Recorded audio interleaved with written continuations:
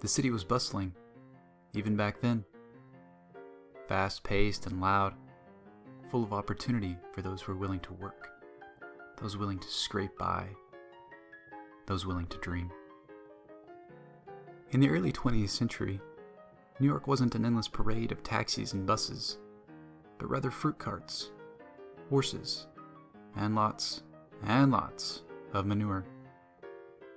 In the sweltering summers, the smell of steaming trash piled along the streets stuck to your clothes and in your nose as you made your way to a warehouse or office with no air conditioning or oscillating fans.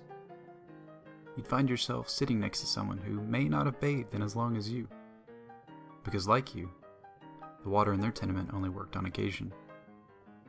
You'd attempt to sleep through the humid nights, only to do it all again the next day. But there was one place you could go to escape it all, to trade the sound of factories and the smell of sewage for that of crashing waves and popcorn, where the stagnant heavy air was replaced by the cool, salty breeze coming off of the ocean. The new railroad system took what was once half a day's travel down to 2 hours. Visitors stepped out onto the platform, gazed out at the lights, hearing the laughing, the bells, and the music. They'd arrived at Coney Island.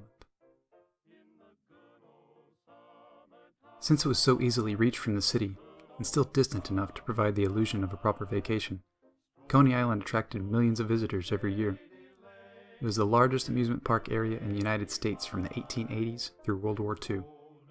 Its unique and sometimes bizarre attractions provided the foundation for all amusement parks that would follow. One of its more infamous structures was the Elephantine Colossus, built in 1885. It was a hotel that housed 34 rooms in its head, torso, and feet. The Elephant garnered a rather shady reputation after prostitutes and thieves became its more frequent guests. After being abandoned for 2 years, it burned down in 1896. There were 3 original iconic parks. The first was Steeplechase Park, operated from 1897 to 1964. It was the longest running of the 3. There were several rides, including a Ferris wheel and the parachute jump, which now stands on Coney Island's boardwalk as a national landmark. Luna Park was the second to be constructed. The vision of Frederick Thompson and Elmer Dundee. It was opened in 1903. With several shows and rides, Luna Park was very successful. It was labeled with the slogan, "The Heart of Coney Island."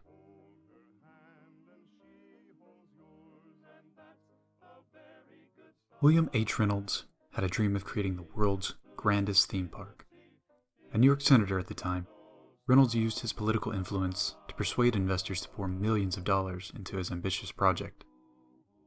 The product of his ambition would result in one of the finest theme parks the world had ever seen. Coney Island's Dreamland.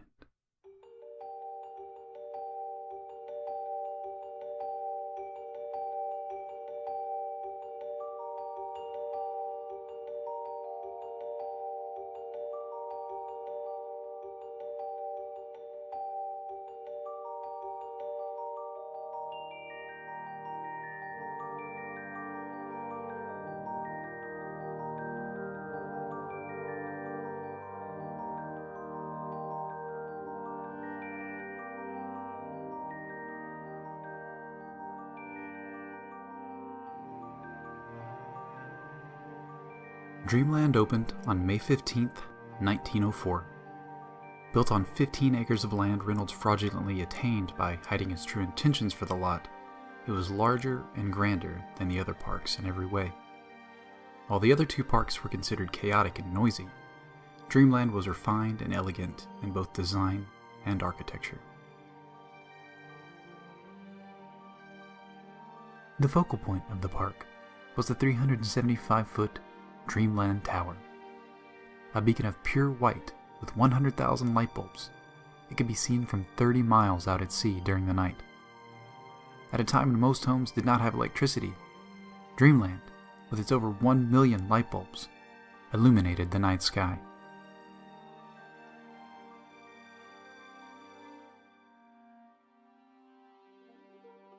Centrally located within the park was one of the largest rides of its kind at the time. Shoot the Chutes, with its large ramps reaching out into the bay, was one of Dreamland's major attractions. It was a water ride familiar to many theme parks, but none to the scale of Dreamland's. The park boasted that it could accommodate over 7,000 passengers per hour, sending them off in large flat-bottom boats, down the ramp and into the lagoon below.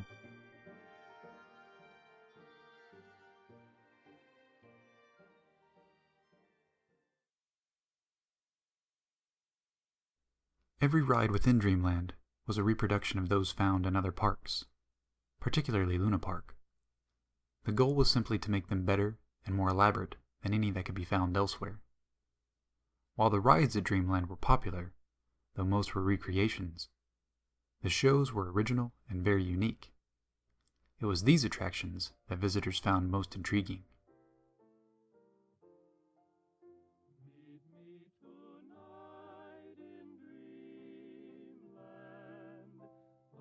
The Bostock Animal Arena housed a 3-ring circus with shows including polar bears, leopards, and elephants.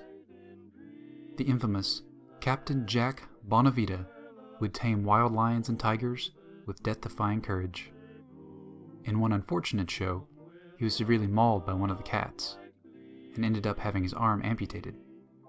But this brush with death only served to increase his popularity when he returned to the ring. Midget City was a fully operational community where 300 little people resided in a small-scale replica of 15th century Nuremberg, Germany.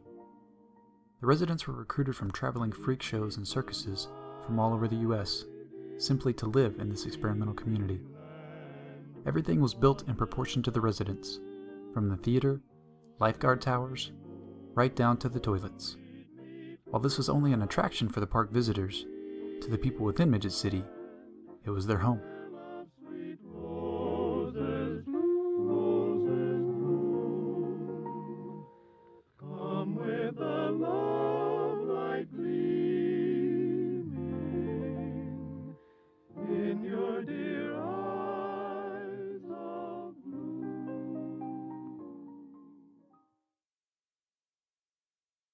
The most popular show at Dreamland was The Fighting Flames.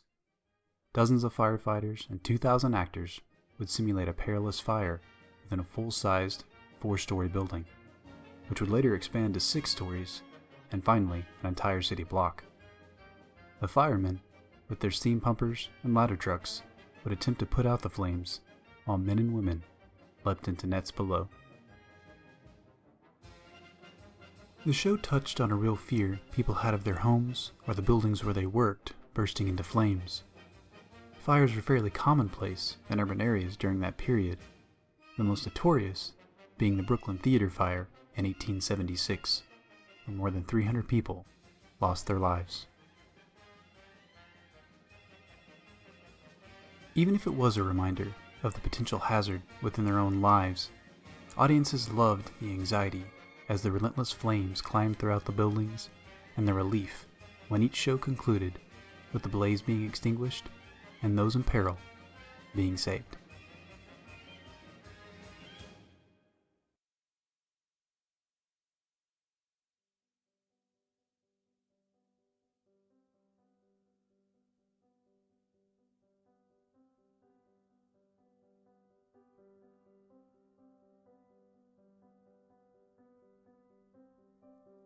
All the world loves a baby. These words, written on a sign outside the baby incubator building, greeted visitors as they entered Dr. Martin A. Cooney's exhibit. As the title suggests, it was an exhibit that displayed premature babies within glass containments. At the time, incubators were too costly and not yet approved by hospitals to be a viable treatment.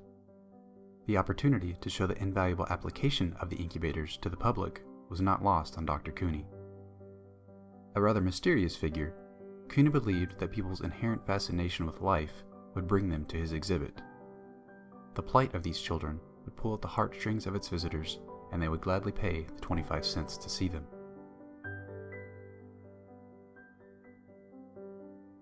The attraction resembled a normal hospital ward, and though located on a boardwalk, was as pristine and polished as any medical facility. Cooney, and those who worked for him, maintained very high standards for the care of the babies within the exhibit. This may be considered outrageous today, and even at the time many medical establishments disapproved of Cooney's method and referred to him as a tasteless showman. Yet the popularity of his exhibit was so extensive that in time, hospitals began advising parents to take their premature babies to Coney Island, where they would receive better treatment.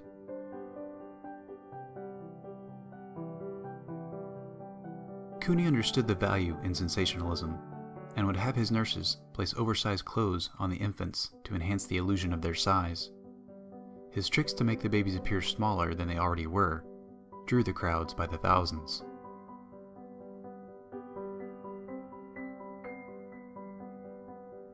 Even today, people speculate if Dr. Cooney was simply a showman, capitalist, or pioneer of childcare that now saves 15 million lives every year. However one might see him, Cooney is credited with saving thousands of children's lives with his incubators, his own daughter included.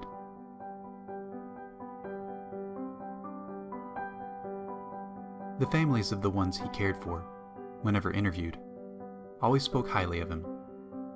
During the decades Cooney's exhibit ran, not one family was ever charged a penny for the care their baby was given.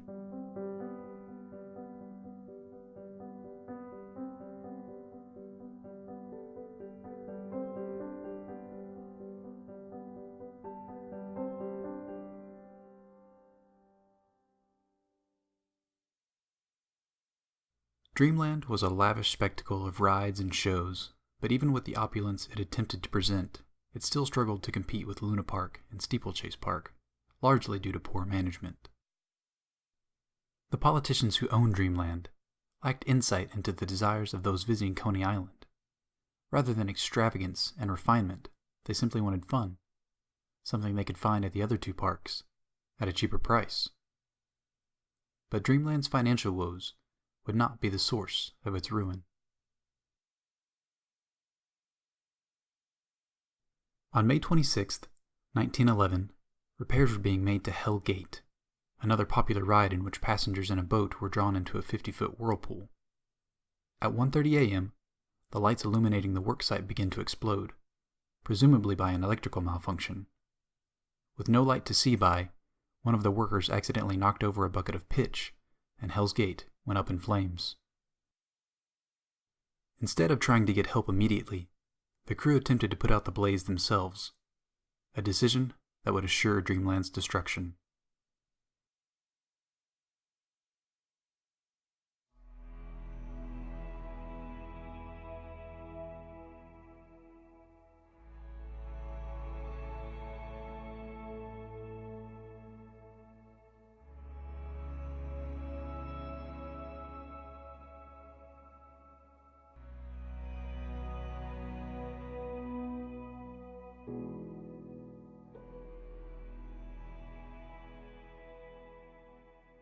The fire quickly engulfed the entire park, in large part due to the materials that were used in its construction.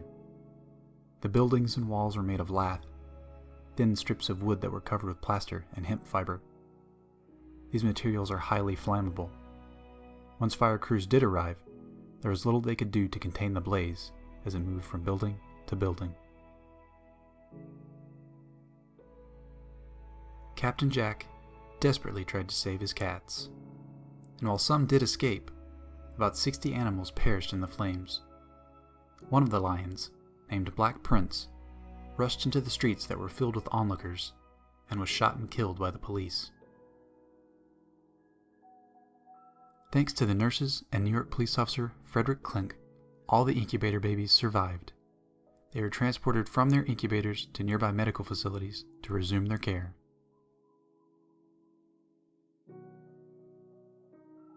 The blaze was so intense that nearby buildings also caught fire and were destroyed, along with Dreamland.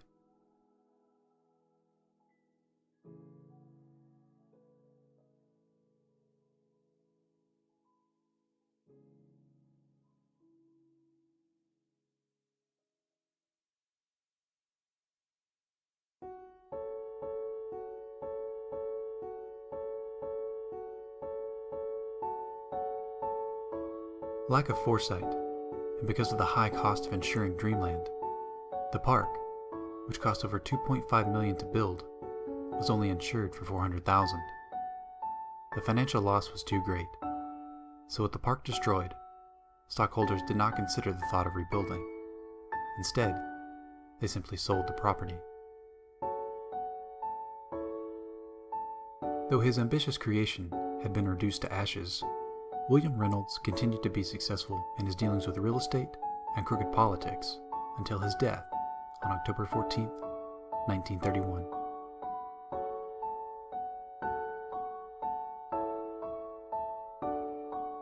Today, the site where Dreamland once stood is home to the New York Aquarium. Millions walk along the boardwalk, unaware that such a place ever existed. Footsteps, heavy and swift, moving past that ghostly shadow.